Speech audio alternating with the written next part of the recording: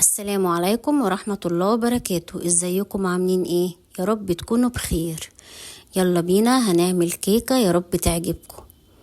وما تنسوش بقى اذا عجبتكم وجربتوها ما تنسوش تدوني رأيكم في الكومنتات. يلا بينا نجهز نص كوباية نشا، كوباية ونص دقيق. الكوباية اللي هتعيري بيها الدقيق هي اللي هتعيري بيها النشا طبعا. يبقى نص كوباية نشا، كوباية ونص دقيق، معلقة كبيرة بيكنج باودر. قلبناهم بقى المواد الجافة زي ما انتوا شايفين، وهنركنهم على جنب كده دقيقتين 3 عبال ما نكمل خطوات الكيك. معلقة كبيرة بيكنج باودر او ظرف بيكنج باودر عادي يعني. طبعا دهنا قاع الصينية سمنة على زيت، وبعد كده نزلت بكوباية جوز هند محمص. انتي حمصيه على النار كوباية الجوز الهند على عين هادية، وهيتحمص معاكي في دقيقتين 3 يعني. وبعد كده نزلت بربع كوباية زبيب. طبعا لازم توزعيه كده بالتساوي عشان يبقى في كل قطمة او قطعة يبقى فيها كل الحشوة دي. وبعد كده نزلت بنص كوباية سوداني مجروش. وبعد كده نص كوباية شوكولاتة شيبس. وبعد كده معلقة قرفة صغيرة رشتها فوق المكسرات دي، يعتبر بنقول عليها مكسرات يعني. وبعد كده اي نوع مربى زي ما تحبي. انا كان عندي مربى تفاح، طبعا عاملاها موجودة على القناة، فعملتها بمربى التفاح. اي نوع مربى زي ما تحبي، انا بعيدها تاني. طبعا بقى وزعت برضو بالتساوي عشان يبقى في كل قطمة تبقى كل الحشوة موجودة زي ما انت شايفة. طبعا انا مشغلة الفرن على درجة حرارة 170 اول ما ابتديت في الكيك.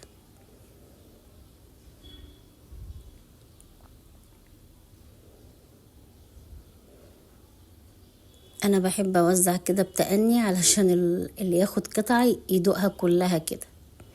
كده خلاص عملنا القاعدة للصينية الكيك. هننزل بقى بالخليط. كوباية لبن، 4 بيضات، كوباية سكر، معلقة صغيرة فانيليا سايلة، اوعي تنسي ذرة الملح، وربع كوباية سمنة على زيت او زبدة على زيت زي ما تحبي. ضربناهم في الخلاط كويس. اضربي كويس عشان السكر يدوب تماما عشان الكيكة تبقى ناجحة معاكي. بس طبعا يعني ايه، اضربي واطفي، مش ورا بعض كده دايرك الخلاط يبوظ منك. وبعد كده هتنزلي على المواد الجافة وتقلبي اتجاه واحد. هننزل بقى على المواد الجافة وهنقلب اتجاه واحد.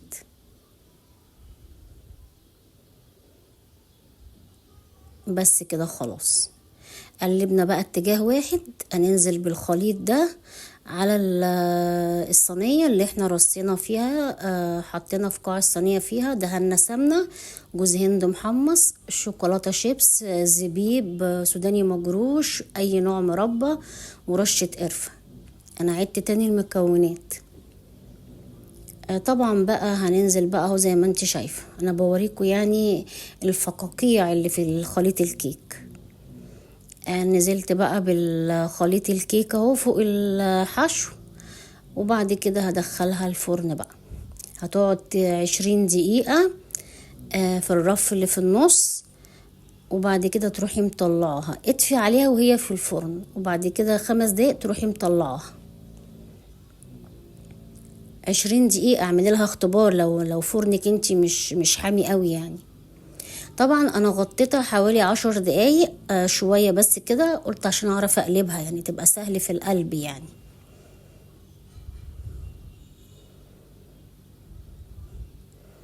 قلبتها بقى وبعد كده هحطها في طبق التقديم طبعا.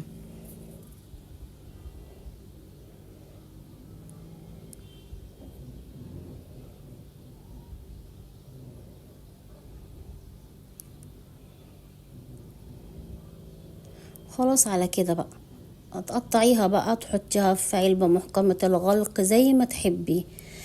تحطيها في الصينية زي ما هي وتغطيها، هتفضل طرية وزي الفل.